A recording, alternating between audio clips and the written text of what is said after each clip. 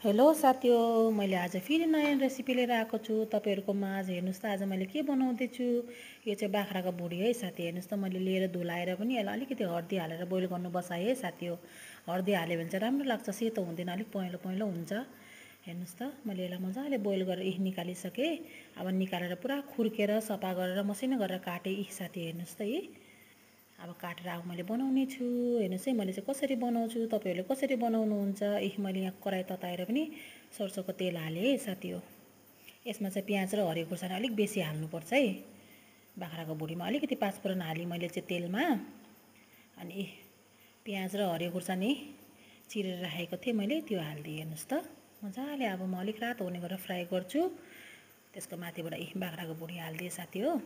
म चाहिँ मसला अहिले हाल्दिनँ, मजाले यसलाई पड्काइ भुट्छु अनि बल्ल लास्टमा मसला हाल्छु है साथी। हेर्नुस् है तपाईहरुले चाहिँ कसरी बनाउनुहुन्छ कमेन्टमा जनाउनु होला साथी हो।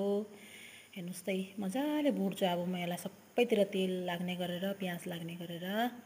अनि भुटेपछि अनि बल्ल म बादमा मसला हाल्छु, टमाटर के हाल्ने छु मसलामा। हेर्नुस् है म तपाईहरुलाई देखाउने छु साथी हो। मैले निमक मात्रै राखेँ अलिकति। अनि मजाले पानी छोड्नु थालेछ। हेर्नुस् त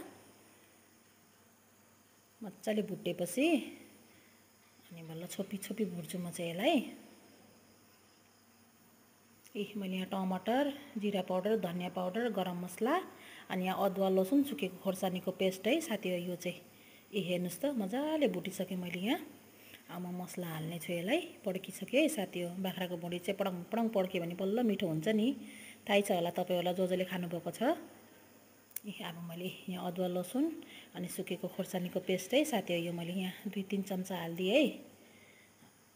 अनि त्यसको माथिबाट अब म मसला हाल्छु, त्यो फोको पाउडरहरू, टमाटर अनि जिरा पाउडर, धनिया पाउडर, गरम मसला पनि साथमै हालिदिएको छु है मैले साथी हो।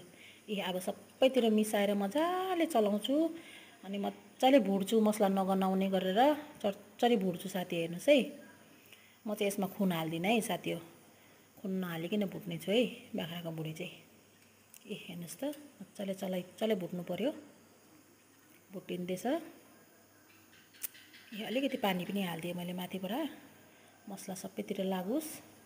हेर्नुस् त साथी हो, कसलाई मनपर्छ बाख्राको भुडी कमेन्ट गर्नु होला साथी हो। तपाईहरुले जसले मेरो च्यानल मन पराइदिनुहुन्छ उनीहरूले मेरो च्यानललाई सब्स्क्राइब पनि गर्नु होला साथी हो। लाइक पनि गर्नु होला, कमेन्ट पनि गर्नु होला। हेर्नुस् त भुटिसके साथी हो। अब चाहिँ म खान थाल्नु पर्यो है। हेर्नुस् त कस्तो राम्रो देखियो, खाम लाग्दो देख्यो नि साथी हो।